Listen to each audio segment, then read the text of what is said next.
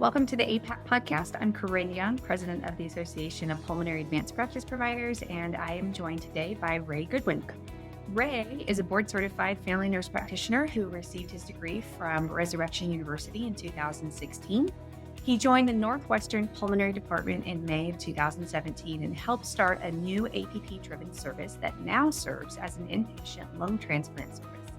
He moved into the interstitial lung disease and sarcoid clinic in August of 2019, where he continues to work and support both the ILD and sarcoidosis program at Northwestern Memorial Hospital.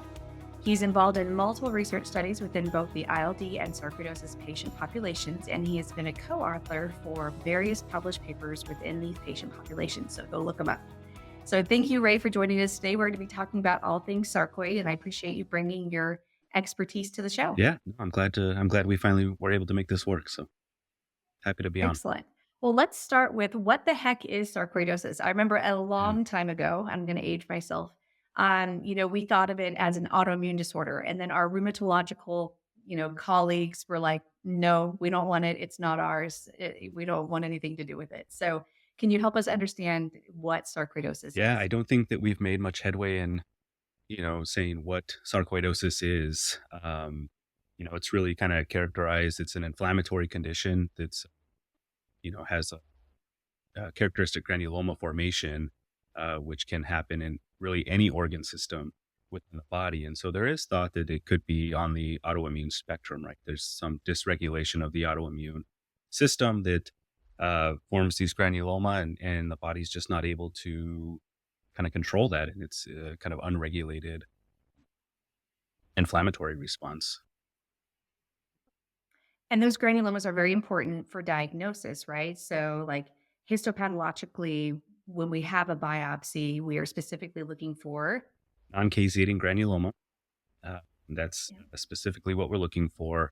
And that can be, again, with anywhere that we see, nodules, nodes, things like that. And so it doesn't necessarily have to be within the lung parenchyma or the lymph nodes within the chest, thoracic cavity. It can be anywhere. We've seen them, in the liver, kidneys, other organ systems as well. But classically, we're looking for caseating granuloma.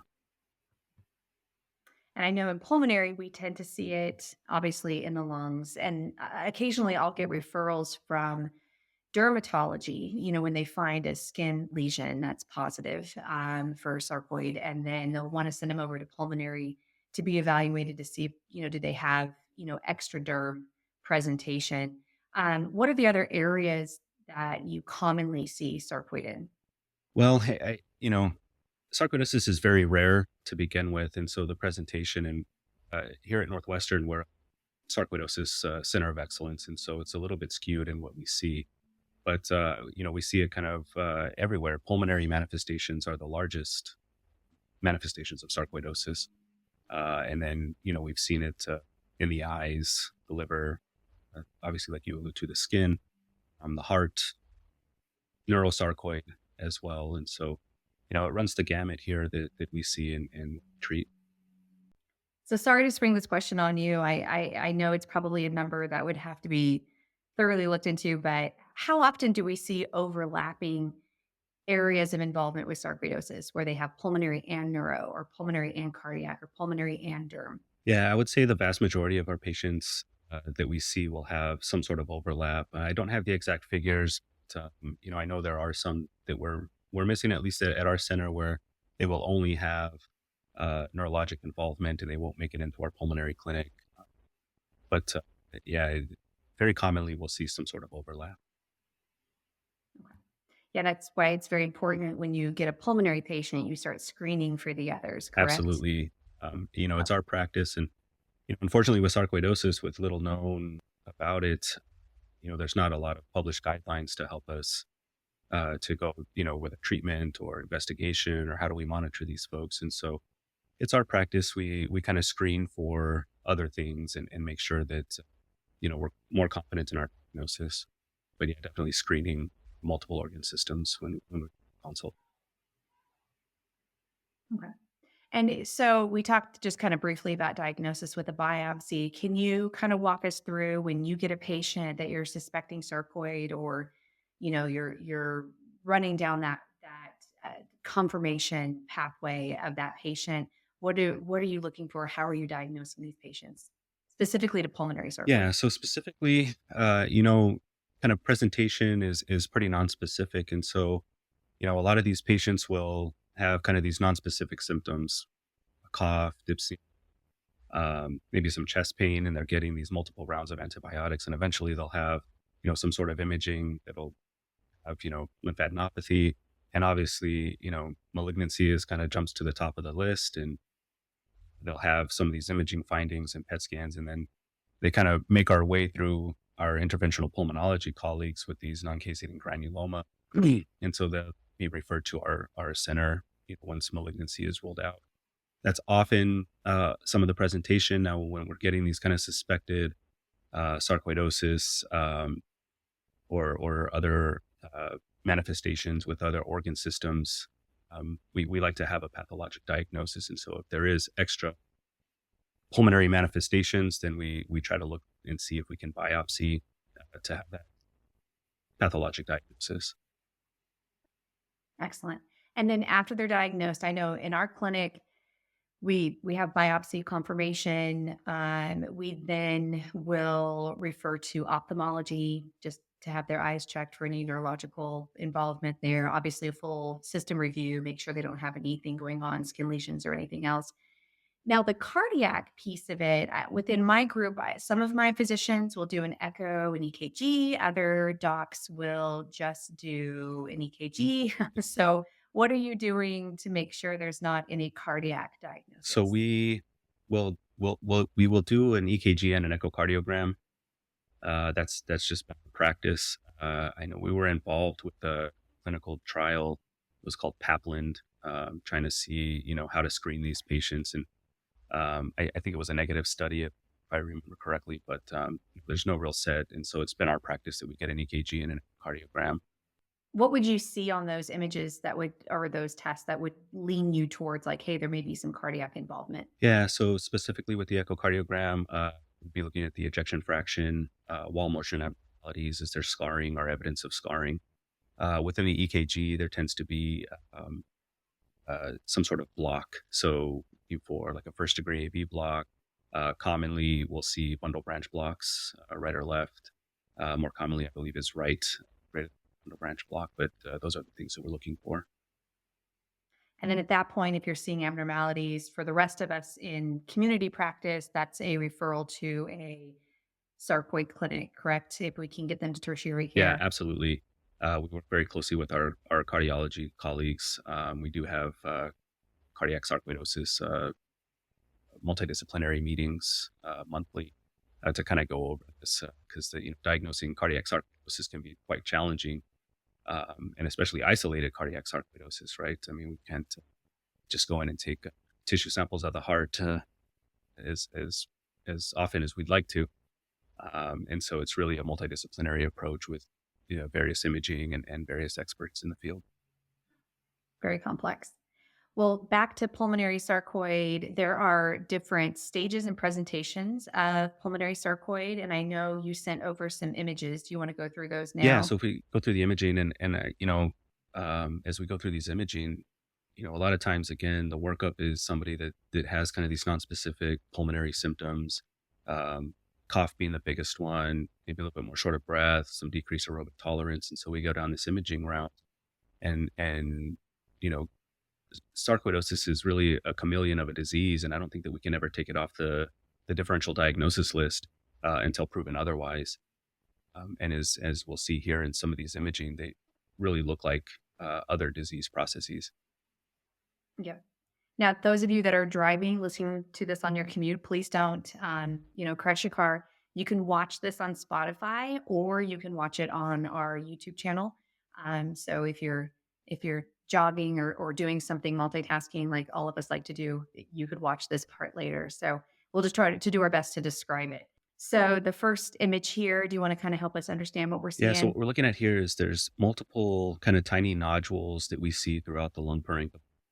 Um, these are in a perilymphatic distribution, and oftentimes what we see is these micronodules that will go along the fissure, and we call that beads on a string, kind of a sign that we see there. But if you look at the imaging, I mean, that could very well be like a miliary TB or a disseminated fungal infection, something along those lines. And so, I don't know that sarcoid would be at kind of top of the differential list with this. We would be thinking some sort of infectious process. Mhm. That perilymphatic distribution is always key, right? Yeah, Along the fissures, along where you see vessels. That's always something that starts kind of sparking my attention when I kind of see all these little micronodules. absolutely. That's kind of a more classic presentation, that perilymphatic distribution. Mhm. Here we're looking at this galaxy sign where you have this kind of large consolidation with these satellite nodules kind of surrounding it. So if we picture a galaxy, Yeah. appropriately named here. And again, this is, if we're looking at this, we're thinking maybe are those spiculated nodules? Is that some sort of malignant process? Something in those kind of line of a differential. So just again, just a different presentation. It looks completely different than what we saw with the micronodule distribution. Hmm. Okay. And then here we have alveolar. So we have these real dense consolidations. And there on the left, you can see that large cavitary lesion as well. Chest radiograph, the chest x-ray, definitely a lot of infiltrates throughout the lung parenchyma.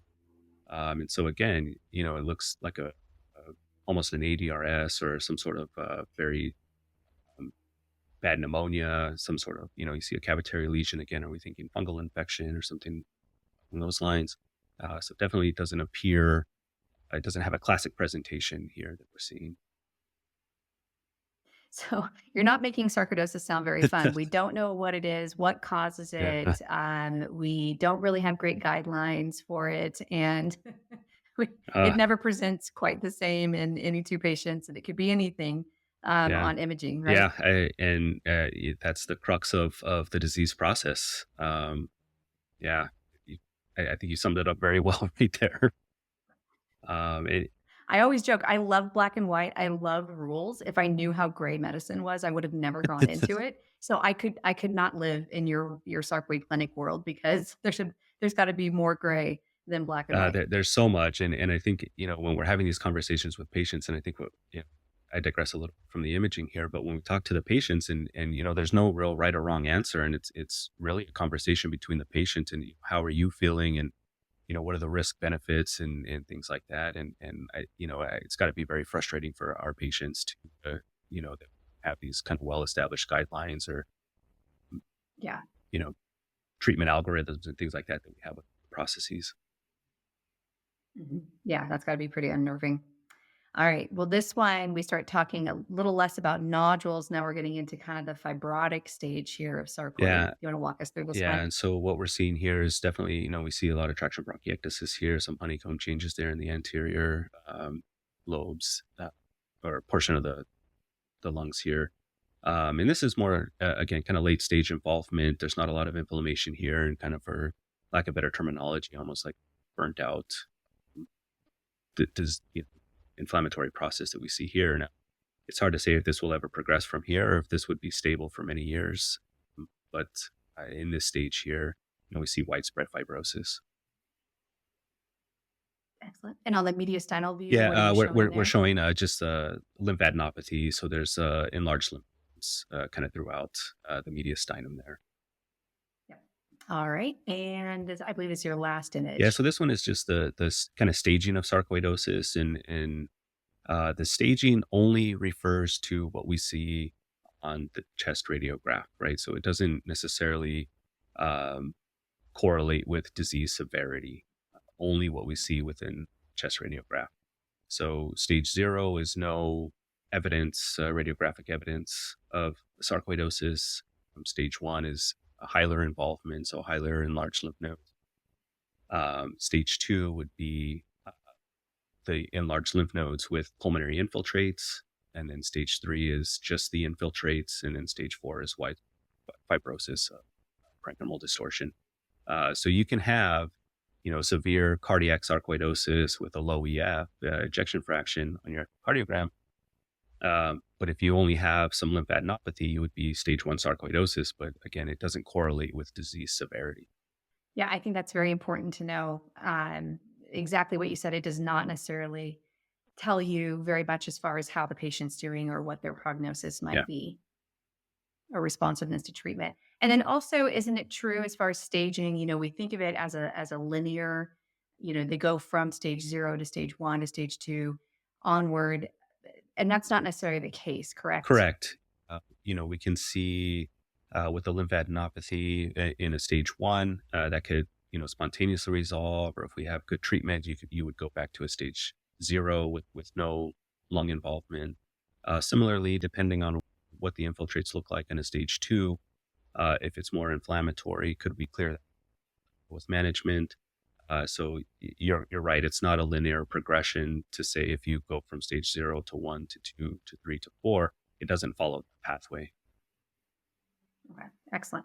Yeah, it's nothing about sarcoid do I like. I'm so glad there's clinics like yours that can take over these Yeah. patients. Um, Once they're diagnosed, these patients can sometimes spontaneously improve on their own and not require treatment. And then sometimes they do require treatment. I'm sure by the time you're seeing them, they likely have failed some treatments or were pretty severe cases. But can you talk to us a little bit about that? Patients who require treatment and those who don't? Yeah. So when we think about when to treat, about 50% of patients will have spontaneous resolution of their pulmonary findings. So about half will never require treatment, and it's just somebody that will monitor over a period of time. And sometimes we'll cut them loose from clinic and say, we're here if you need us. But about 50% of patients will require some sort of treatment. And we think of treatment in terms of, what symptoms are you having? How severe or what organ systems are involved? Now, treatment and guiding treatment varies from institution to institution. Here at Northwestern, the pulmonology folks, so our group, we kind of quarterback immunosuppression, again, in combination with other subspecialties, but we generally will manage the immunosuppression here. Other centers, it may be rheumatology.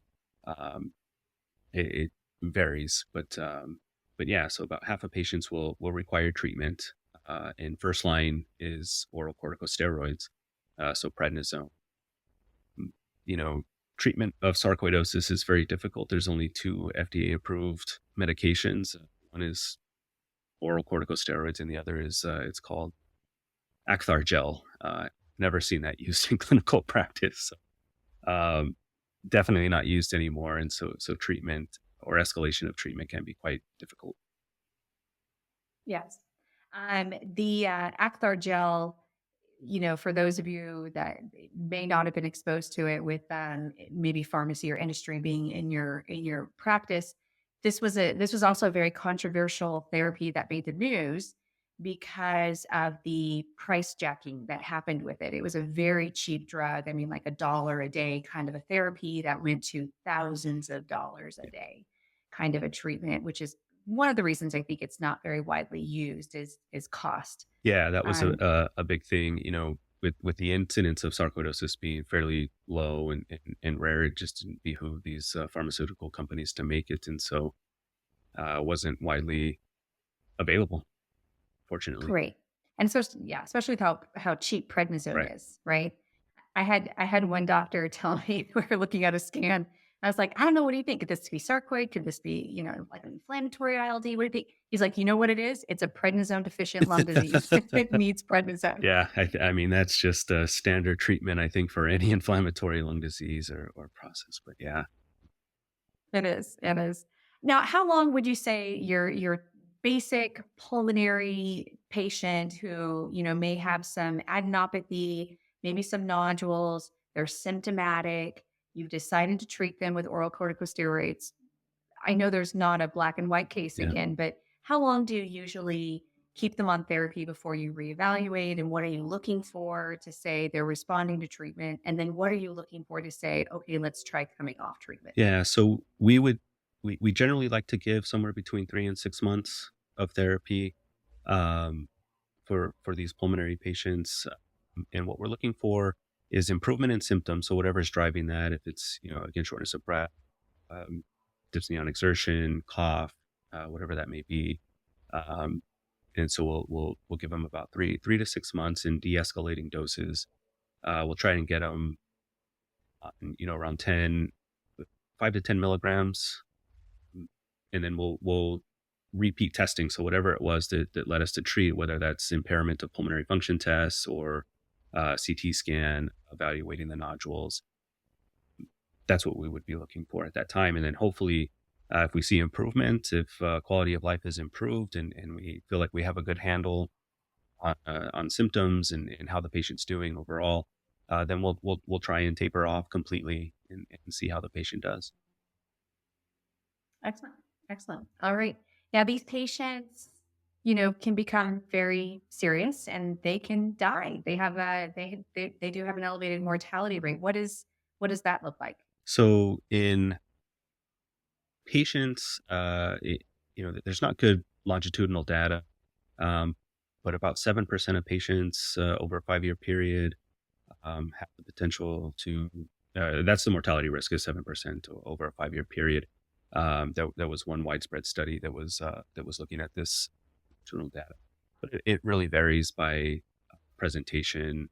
Um, Geographic area actually has different mortality rates as well. So U.S. versus Europe, and then development of end organ damage. So when we look at patients within pulmonary sarcoidosis and advancing that, the development of pulmonary hypertension, obviously the risk goes up the more progressed the lung disease goes. And so patients who develop pulmonary hypertension, the mortality rate jumps to about 40%. Wow, from 7 to 40. That's pretty impressive. Is there a type of sarcoid that has a higher mortality rate, neuro versus cardiac versus pulmonary? Uh, I'm not I'm not quite sure. I think in that realm, the cardiac sarcoidosis we really worry about. Obviously, we want to prevent any scar formation within the heart that becomes unusable heart tissue. So I believe it's cardiac sarcoidosis that carries the highest risk. Mhm. Don't quote me. Okay. Cool. All right.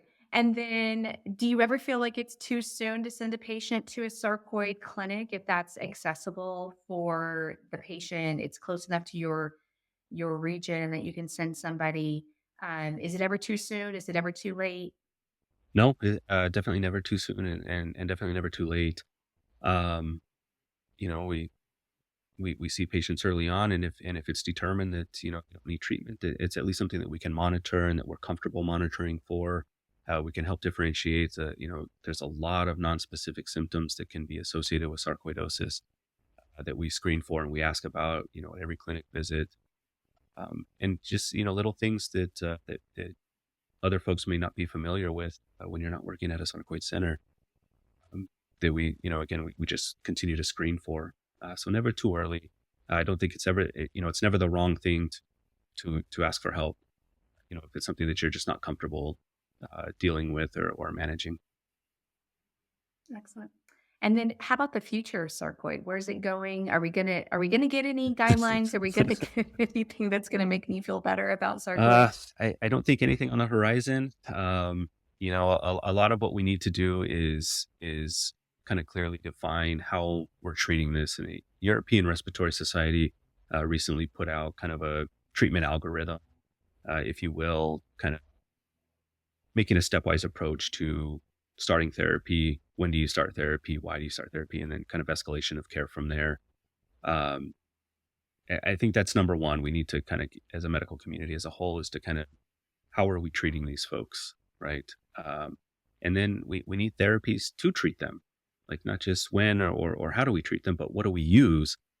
We tend to use, again, oral corticosteroids, prednisone, first line, and then from there we escalate to other immunosuppressive agents. Um, but treating can be quite difficult because of the reimbursement. These are off-label uses of all of these medications based on um, case series and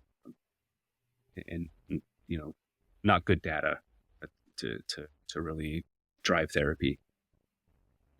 And so there's a few drugs that we're looking at. We're participating in a couple of clinical trials with some novel therapies. as well. Yeah, just how do we treat? When do we treat? And just kind of getting on the same page as other centers.